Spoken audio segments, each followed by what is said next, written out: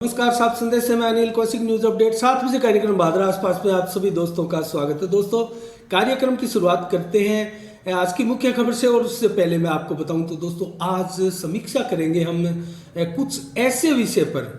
एक तो कस्बा क्षेत्र से जुड़ा हुआ है, नगर पालिका क्षेत्र से जुड़ा हुआ एरिया है उसके लिए। और एक दोस्तों, जो प्रधानमंत्री फसल बीमा क्लेम को लेकर एक बड़ा घोटाला भादरा क्षेत्र में हुआ है, उसके ऊपर आज समीक्षा करेंगे। और कुछ ऐसी भी खबरें आपको दिखाएंगे जो कि दीपावली से पूर्व नए प्रतिष्ठानों के उद्घाटन से जुड़ी हुई है। और इससे पहले सबसे पहले मैं आपको वैक्सीन के बारे में ही बता देता हूं। कोविशील्ड वैक्सीन के लिए दोस्तों आज भी 300 करीब डोज लगी थी। और वो 300 डोज छानीबड़ी में 100 डोज लगी थी।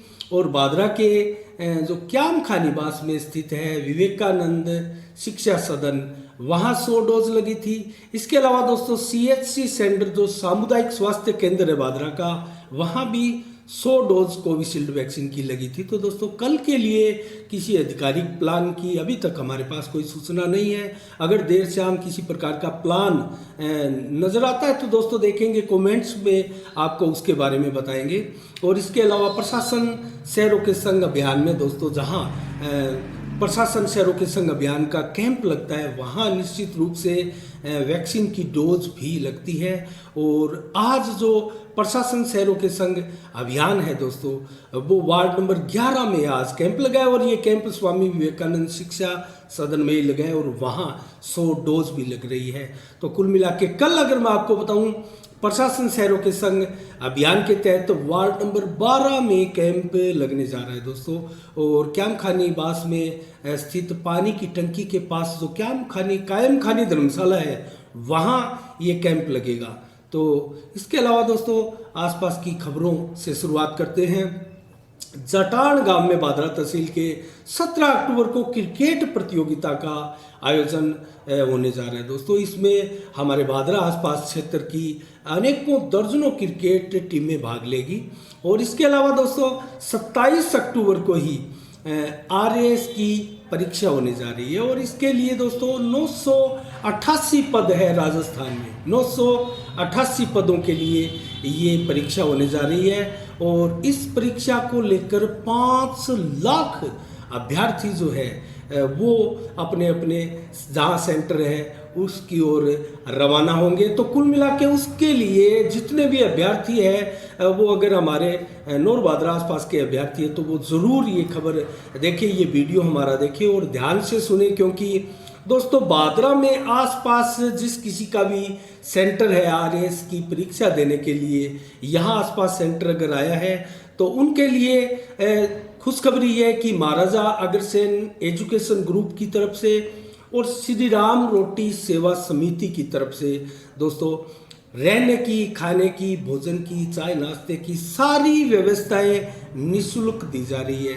और इसके लिए जो रेलवे स्टेशन पर टिकमणी धर्मशाला है दोस्तों, वहाँ रहने की व्यवस्थाएं की गई है। इसके अलावा VDS संस्थान जो है कस्बे का प्रमुख संस्थान है दोस्तों, वहाँ भी VDS संस्थान की तरफ से बलवंत सैनी की तरफ से दोस्तों भोजन की, चाय नाश्ते की, रहने की सारी व्यवस्थाएं निःशुल्क यहाँ भी दी जा रही है। तो जो छात्र छात्राएं RAS की परीक्षा देने के लिए भादरा क्षेत्र में आए हुए हैं या आने वाले हैं, तो वो कृपया इसके ऊपर गौर करें, ध्यान करें और आपको यहाँ सुविधाएं मिलने वाली है। इसके अलावा दोस्तों, आज हम चर्चा करते हैं दीपावली से पूर्व अनेकों नए प्रतिष्ठानों के उद्घाटन का सिलसिला कस्बे में चल रहा है। और कस्बे में दोस्तों रौनकें दीपावली से पहले जिस प्रकार से बढ़ी हुई है, और हम आपको बताएंगे कि वर्तमान नगर पालिका बोर्ड द्वारा बहुत शानदार सौगात एक कस्बे की मुख्य रोड के रूप में भादरा को दी गई है। वो भी एक बहुत शानदार कदम नगर पालिका बोर्ड की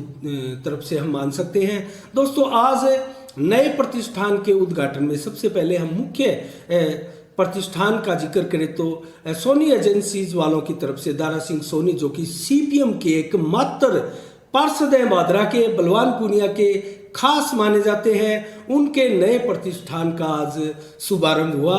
और विधायक बलवान पूनिया ने फीता काट कर दोस्तों इसका उद्घाटन किया। और इसमें सफल आयरन फर्नीचर का भी शुभारंभ है दोस्तों। और इनके अलावा मैं अगर आपको बताऊं तो ई स्कूटी और ई बाइक, ई रिक्शा, ई लोडिंग व्हीकल्स आदि भी यहाँ आप खरीद सकते हैं।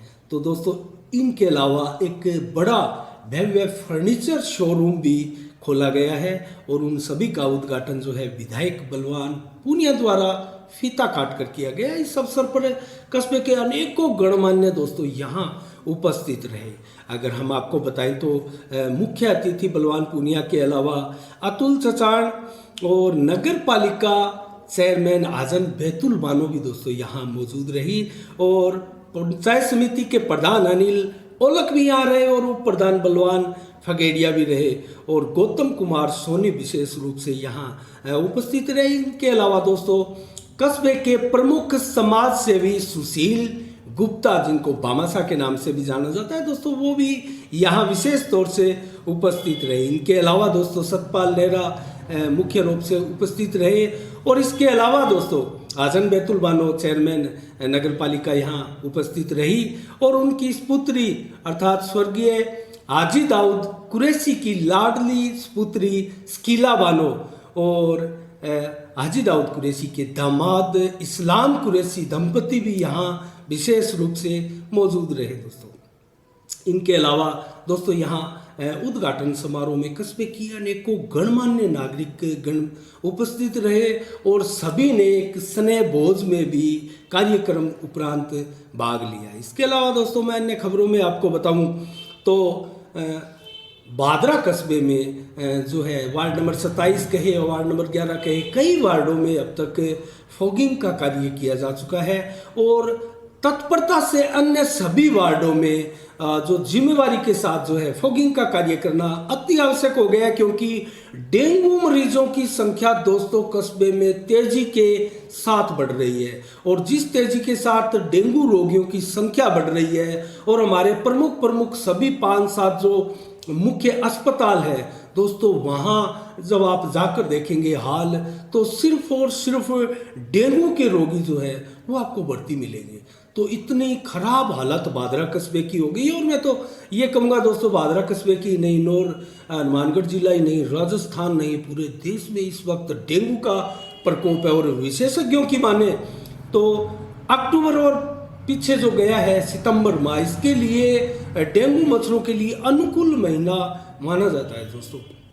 और अक्टूबर माह चल रहा है तो लगभग अक्टूबर के अंतिम दिनों तक डेंगू का प्रकोप जारी रह सकता है। और जिस प्रकार से डेंगू की रोगियों की संख्या बढ़ी है तो डेंगू मच्छरों को दोस्तों पनपने से पूर्व ही मारना होगा और इनके प्रजनन के स्थान को जो है बर्बाद करना होगा।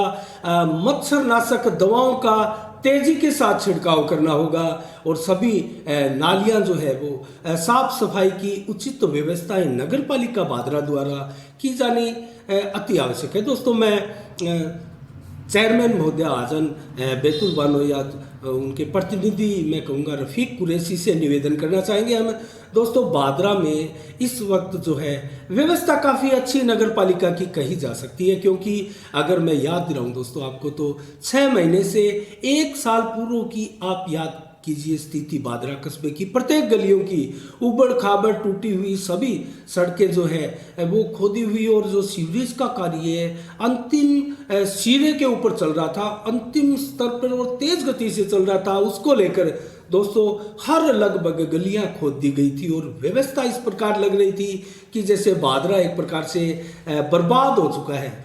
तो अब जो व्यवस्थाएं अगर आप देखेंगे तो गलियों में दोस्तों सड़कें भी आपको प्रॉपर बनती हुई या बन चुकी नजर आती है, वहीं आपको ऐसी कोई गली या सड़क मोहल्ले में बहुत कम मिलेगी जहां अभी भी बड़े बड़े गड्ढे हैं और सीवरेज की पाइपलाइन डाली जा रही हो, क्योंकि सीवरेज की पाइपलाइन लगभग ये काम पूरा कर लिया गया है। अब जो कार्य चल रहा है वो चल रहा है सीवरेज के कनेक्शन देने का, दोस्तों तेजी के साथ चल रहा है और कई वार्डों में अब तक सीवरेज के कनेक्शन दिए जा चुके हैं और ये जिस तेजी के साथ चल रहा है दोस्तों, मैं इसके बारे में अगर आपको बताऊं तो जनाब हाजी दाऊद कुरैशी साहब की ये बहुआयामी योजना थी सीवरेज ट्रीटमेंट प्लान। और दोस्तों ये एक प्रकार से मैं कहूँ तो हाजी दाऊद कुरैशी का सपना ही आप कहें, क्योंकि बादरा कस्बे में जो सीवरेज की सौगात देने की उनकी जो योजना थी वो अब साकार रूप लेने लगी है। और ये बहुत सुखद घड़ी मैं कहूँगा बादरा कस्बे के लिए है। और गली गली में सीवरेज की योजना दोस्तों, नालियों से पीछा छूट जाएगा। और जो अनावश्यक रूप से गंदगियां नालियों में पड़ी रहती है और नालियां काफ़ी दिनों तक कई बार साफ नहीं हो पाती है, उससे छुटकारा मिलेगा। और घर में होने वाले गंदे पानी से भी छुटकारा मिलेगा दोस्तों, वो सीवरेज में चला जाएगा। तो कुल मिला के साफ सफाई की व्यवस्थाएं रहेगी, कस्बे का सौंदर्यीकरण इससे बढ़ेगा। और निश्चित रूप से जो कुइयाँ खोद खोद कर दोस्तों, जो सोच के लिए हम कुइयाँ खोदते हैं अपने घरों में दोस्तों, उससे कस्बे की ज़मीन जो इस कदर खोखली और थोथी होती है, क्योंकि पूरा शहर दोस्तों जो है ऐसी कुइयों के ऊपर टिका है और शहर जैसे अचानक धस भी सकता है। ऐसी स्थितियां दोस्तों हमने बारिश के समय देखी होगी, आपने भी देखी होगी। बहुत से गलियों में कुइयां धंसने से जो है मकान तक गिर जाते हैं दोस्तों, बड़ा हादसा भी इससे होता है। इससे निजात मिलेगी कस्बे वासियों को। तो ये बहुत बड़ी योजना हाजी दाऊद कुरैशी साहब की थी और इस योजना का अंतिम चरण चल रहा है दोस्तों। और इसमें मैं अगर आपको बताऊं तो जो चेयरमैन प्रतिनिधि है रफीक कुरैशी, उनसे हम निवेदन भी करेंगे कि बादरा कस्बे में आवश्यकता है दोस्तों पार्किंग व्यवस्था सुदृढ़ करने की। अगर पार्किंग व्यवस्था सुदृढ़ होगी तो बाजारों में अनावश्यक भीड़ भी नहीं रहेगी। और आड़े टेढ़े तिरछे जो वाहन दुकानों के आगे लोग खड़े करते हैं, उसकी वजह से बाजार में एक प्रकार से जाम की स्थिति रहती है, वो उसमें कंट्रोल आएगा, उसमें कुछ नियंत्रण होगा और व्यवस्थाएं कुछ बनी बनी और अच्छा सौंदर्य भी एक प्रकार से दिखेगा कस्बे के बाजारों में। और राहत की सांस लेंगे लोग, यहाँ के नागरिक और आने वाले देहात क्षेत्र के लोग भी दोस्तों भीड़ का शिकार हो जाते हैं, तो इससे भी काफ़ी राहत मिलेगी। ट्रैफिक व्यवस्थाएं भी ऑटोमेटिक सुधरेगी और ट्रैफिक व्यवस्थाओं के लिए भी अतिरिक्त 1-2 पुलिस स्टाफ की आवश्यकता है और अतिक्रमण पर नियंत्रण अति आवश्यक है दोस्तों। ये एक बादरा कस्बे की बहुत बड़ी मूल समस्याएं हैं और जिसके लिए दोस्तों शंकर लाल पचारिया द्वारा एक हाईकोर्ट में याचिका भी लगाई गई थी। उसको लेकर काफ़ी हल्ला और बवाल हुआ था पूरे कस्बे में, एक प्रकार से खौफ का वातावरण था व्यापारी वर्ग में, विशेष तौर से मैं कहूँ तो, क्योंकि जिस प्रकार से अतिक्रमण की स्थिति है बादरा में दोस्तों 10 से 15 फीट की मुख्य रोडें दबी हुई है और वो सारी निकलेगी तो दोस्तों किस प्रकार से बाजार खिला हुआ और खुला नौर की भांति, जैसा कि आपने अगर किसी ने देखा हो नौर का बाजार, तो उस हिसाब से खुला बाजार आपको दिखाई देगा। तो निकास अतिक्रमण की जो समस्या है वो बहुत गंभीर समस्या बादरा में है। उसका निदान कब होगा, किसके हाथ में किस प्रकार होगा और कौन इसके लिए संकट मोचन बन के आएगा दोस्तों, ये देखने वाली बात है। पानी निकासी ये भी बादरा कस्बे के लिए बहुत बड़ी समस्या है। इसके लिए मैं दोस्तों आपको संक्षिप्त में ही सही मैं बता देता हूँ। जब मुझे याद है दोस्तों मैं 92 से पत्रकारिता कर रहा हूँ बादरा क्षेत्र में, और लगभग जब आज स्वर्गीय झूमरमल जी नाटा का शासन था दोस्तों, उन्होंने जब बागडोर संभाली थी तो उस समय स्थिति शहर की ये थी कि लगभग 7-8 दिनों तक बरसाती पानी दोस्तों, तेज मूसलाधार बरसात का जो पानी था 7 से 8 दिन तक बादरा कस्बे में जमा रहता था और लोगों के मकानों की नींव में बैठता था। और दोस्तों मकानों का बहुत बुरा हाल था और बहुत बड़ी संख्या में नुकसान उस समय होता था और कच्ची बस्तियां थी, ज़्यादातर सड़कें भी उस समय नहीं थी दोस्तों, तो बहुत बड़ा नुकसान उस समय होता था। उसमें सुधार करते हुए झूमरमल जी नाटा द्वारा अनेकों उपाय किए गए, जो कि रेल ट्रैक के नीचे से निकाले गए पाइपलाइन भी हैं और ऐसी अनेकों व्यवस्थाएं की गई। उसके बाद में दोस्तों लगभग ये व्यवस्थाएं जो 7 दिन तक पानी रुका रहता था वो व्यवस्थाएं 3 दिन तक आ चुकी थी। तो ये स्वर्गीय झूमरमल जी नाटा का शानदार प्रयास था। और उनके बाद में दोस्तों 2010 में जैसे ही स्वर्गीय हाजी दाऊद कुरैशी द्वारा जो नगर पालिका की बागडोर संभाली गई, उनका भी प्रयास सर्वाधिक रहा दोस्तों। झूमरमल जी नाटा के पश्चात अगर किसी चेयरमैन का कार्यकाल का आंकलन हम बादरा क्षेत्र के लिए करें तो उन्होंने पताल तोड़ कुएं दोस्तों दर्जन की संख्या में खोदे और जहाँ जहाँ मुख्य जो स्थान थे, प्लेस थे, वहाँ पताल तोड़ कुएं खोदे गए। और दोस्तों ये लगभग आधे से कहीं अधिक तो इनकी व्यवस्थाएं इतनी सुचारू रूप से नहीं हो पाई थी, लेकिन फिर भी भादरा कस्बे में इतनी राहत लोगों ने महसूस की कि जो 3 दिन तक पानी खड़ा रहता था मूसलाधार बरसात का, वो मात्र 2 दिन या 1.5 दिन तक आ गया था। उसके बाद में दोस्तों डूम सागर की ओर की अच्छी व्यवस्थाएं हाजी दाऊद कुरैशी साहब ने की और कुछ और भी सुधार प्रयास पानी निकासी को लेकर किए गए। उसके बाद में अब मैं आपको बताऊं तो चंद घंटे या फिर यूं कहें कि पूरा दिन, 1 दिन तक लगभग बरसात, हेवी बरसात अगर भादरा में हो तो वो पानी भादरा कस्बे में खड़ा रहता है। तो इसकी व्यवस्थाएं अब हमें करनी है, इसको चंद घंटों में लेके आना है, जो कि 1 दिन तक पानी खड़ा रहता है उस व्यवस्था को। तो किन किन चेयरमैन्स ने, पालिका बोर्ड्स ने कितना संजीदगी के साथ प्रयास किया है, ये हमने आपके सामने रखा। और दोस्तों आपसे भी किसी प्रकार से छुपा हुआ नहीं है, क्योंकि जो विकास कार्य होता है वो स्वयं बोलता है दोस्तों, उसको बताने की आवश्यकता नहीं होती। कस्बे के नागरिक इसके लिए जानते हैं और देहात क्षेत्र से जो लोग भादरा कस्बे में आते हैं सामान खरीदने के लिए या घूमने के लिए या वैसे भी किसी भी इम्पोर्टेंट मुख्य कार्य के लिए, दोस्तों उनसे किसी चीज़ की यहाँ छुपी हुई नहीं है। जो विकास कार्य है वो उनके सामने है और वो मुंह से बोलता है दोस्तों विकास कार्य। तो इसके लिए दोस्तों अलावा सफाई व्यवस्था है नगर पालिका की मुख्य चीज़ है, और सफाई व्यवस्था लगभग प्रॉपर अच्छी चल रही है, सुचारू रूप से चल रही है। बहुत से वार्डों में शिकायतें आती है कि जो कचरा बीनने वाली गाड़ी है वो रेगुलर नहीं आ पाती है, उसके ऊपर अगर ध्यान दिया जाए तो सफाई व्यवस्था प्रॉपर हम अच्छी कस्बे में मान सकते हैं। विद्युत पोलों की समस्या है दोस्तों, ये विद्युत विभाग की तरफ से जो आड़े टेढ़े और जो पूर्व से लगे हुए बहुत से ऐसे पोल, बिजली के खंभे हैं दोस्तों जो कि व्यवस्थित तरीके से नहीं लगे हैं, वो अगर नगर पालिका और विद्युत विभाग का किसी प्रकार से सामंजस्य होता है और उसमें सुधार हो तो बहुत सी गलियां और सड़कों में लोग राहत की सांस लेंगे। इसके अलावा जलदाय विभाग का भी हम कहें तो बहुत सी जगह दोस्तों जलदाय विभाग की भी बहुत बड़ी कमियां हमें दिखाई देती है, और जगह जगह जो लीकेज होते हैं वहाँ दोस्तों गड्ढे बड़े बड़े हो जाते हैं और ऐसे में सड़कें भी खराब हो जाती हैं और वो आम राहगीरों के लिए रास्ता दुर्लभ हो जाता है और मुश्किल भरा हो जाता है।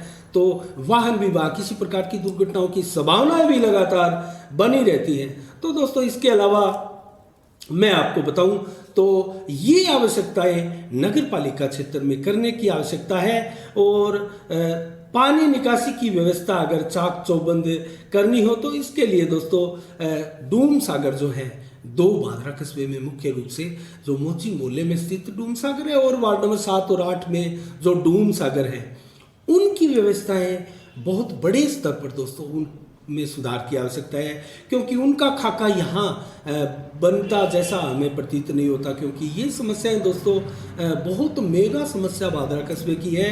उसके लिए कहीं ना कहीं जो स्वायत्त शासन विभाग है वहाँ उच्च अधिकारियों से संपर्क करके वहाँ इसकी कोई रूपरेखा बनाई जाए तो दोस्तों निश्चित रूप से भादरा कस्बा एक बहुत सुंदर और व्यवस्थित कस्बे के रूप में आपको नजर आने लगेगा।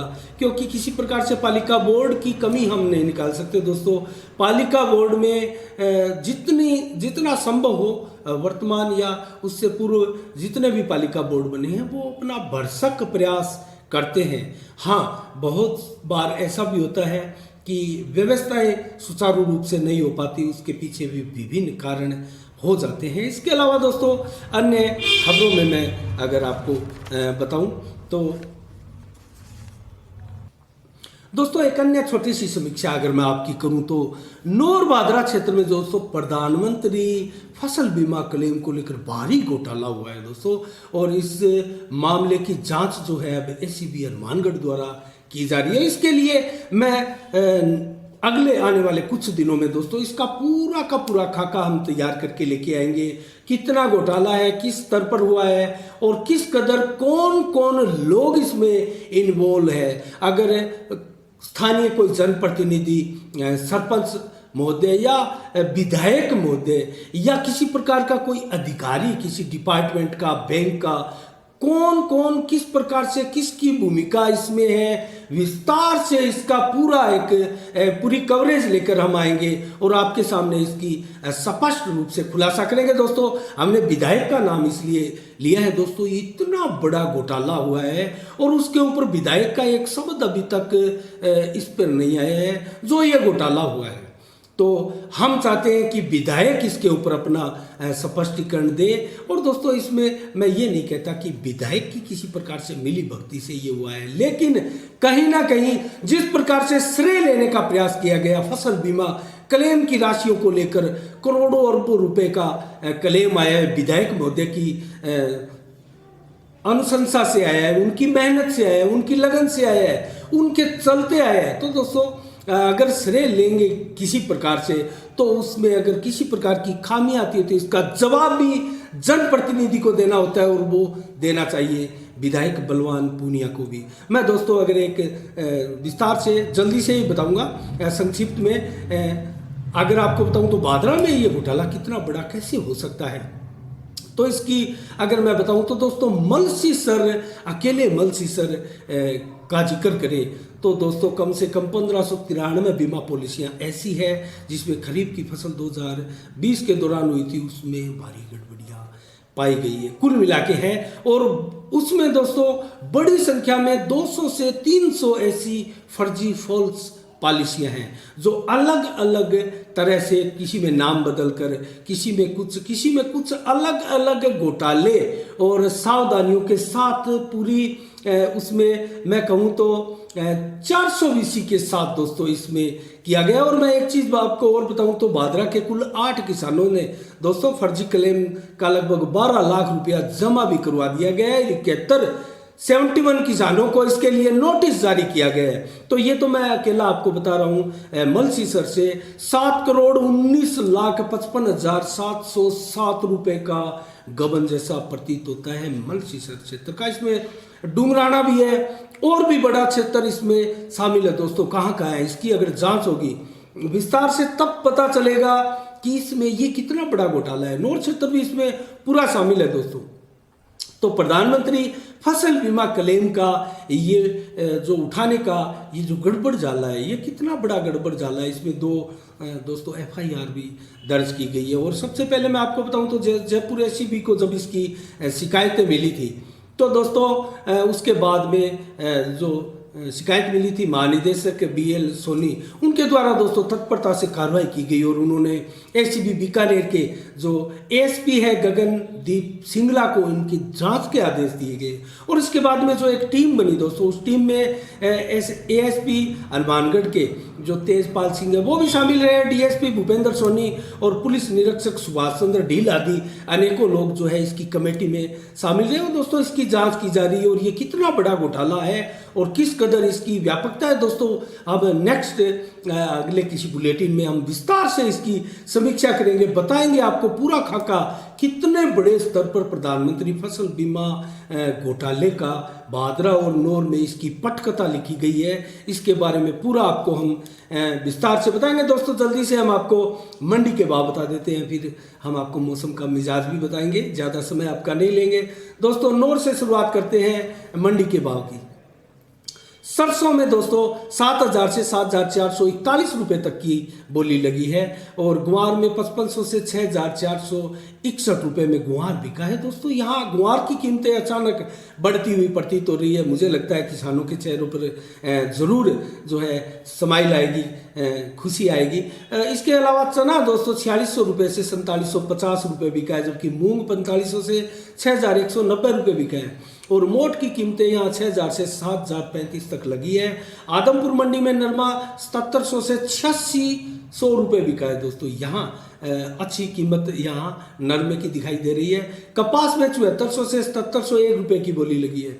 बरवाड़ा में नरमा 7700 से 8500, जबकि कपास में 7100 से 7460 रुपये की बोली अंतिम लगी है। बाजरा में 1450 से 1519 की बोली लगी है, जबकि सरसा मंडी में नरमा 7700 रुपये से 8600 रुपये की बोली लगी और कपास की बोली 7200 से 7650 लगी है। इलाहाबाद मंडी में दोस्तों नरमा जो है 8,000 से 8,579 रुपये बिका है। और कपास बिकी है 7400 से 7550 रुपये। फतेहबाद मंडी का जिक्र करें तो नरमा 7800 से 8490 बिका है और कपास 7100 से 7450 बिकी है।